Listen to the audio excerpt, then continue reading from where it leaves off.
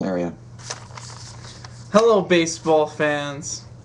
You're here with James Scott, and this is the Baseball Show. Today we will be covering the Colorado Rockies, uh, mostly because my friend Sean actually really wanted me to do this. Um, this is kind of gonna be the last for the teams because if we end up doing the teams every single week, we're gonna get to the end of the season before I cover all of the teams. We'll be exploring topics more like theory of the game and things like that as we move forward. So, to start on the Colorado Rockies, first I'm going to start off by saying they have, the positive and the negative of having probably the smallest ballpark in the entire major leagues. This is a positive because they can look forward to going into the season every single year with a very powerful offense, an offense that is well above average, especially even if you only have a few key players. The reason it's not just that their ballpark is small. Actually, their ballpark is kind of normal sized. They're in Colorado. They're the Colorado Rockies, so the air makes the ball just lift and just carry out of the stadium, and it turns balls that would normally be out and kind of hang up in the air into line drives that bang off the wall for doubles. The main thing is with the Rockies is they have 3 or 4 key players that will keep them doing well. Todd Helton, their first baseman, who seems like he's been around forever, and he's still producing.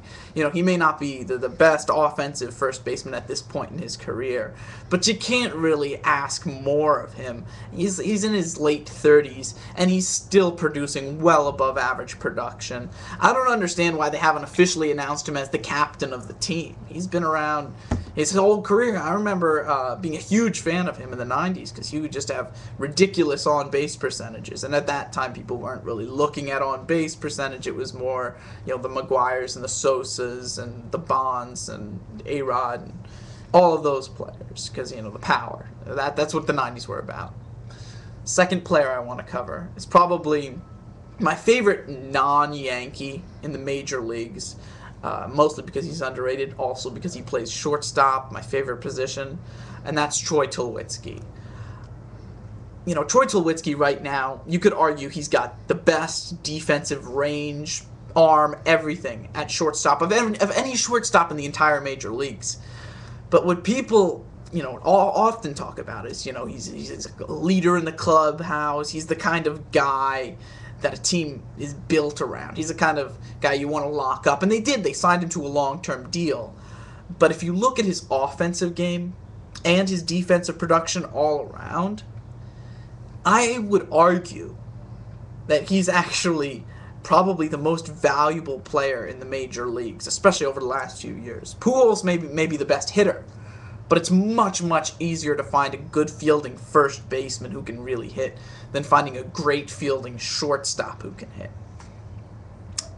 Third player I want to cover, Carlos Gonzalez, mostly known as Cargo. Tulowitzki's known as T2, but Cargo, that's a 5-tool player. He's a 5-tool player. He could steal 30 bases in any season. He could hit 30 home runs in any season. He can hit 300.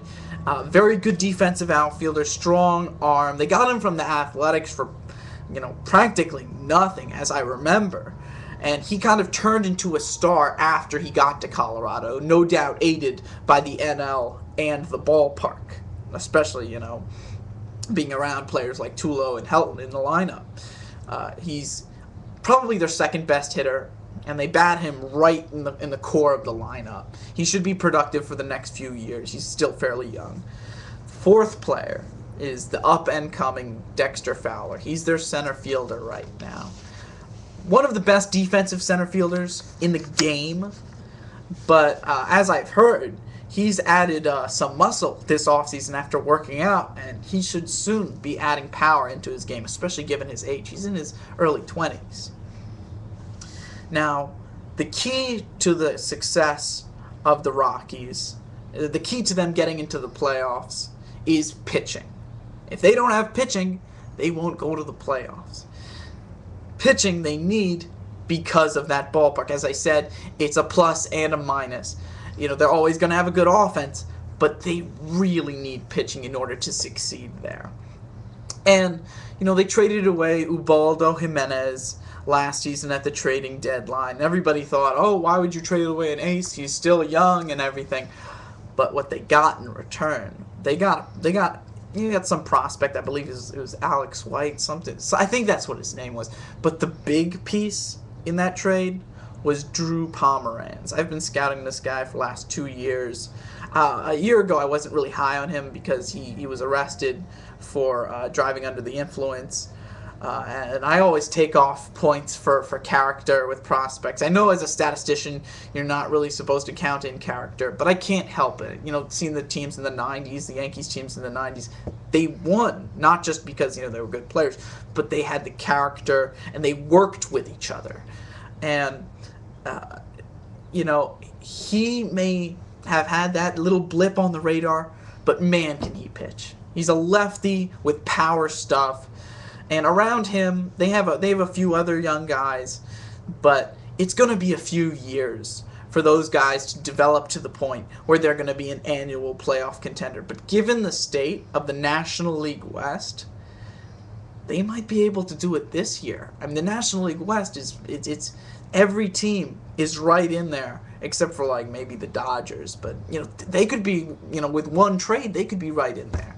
So they do have a very good chance at the playoffs. I'll be doing 2 videos today. So after this video, please go on and check out the next one. The next one will be about World Series odds and whatnot.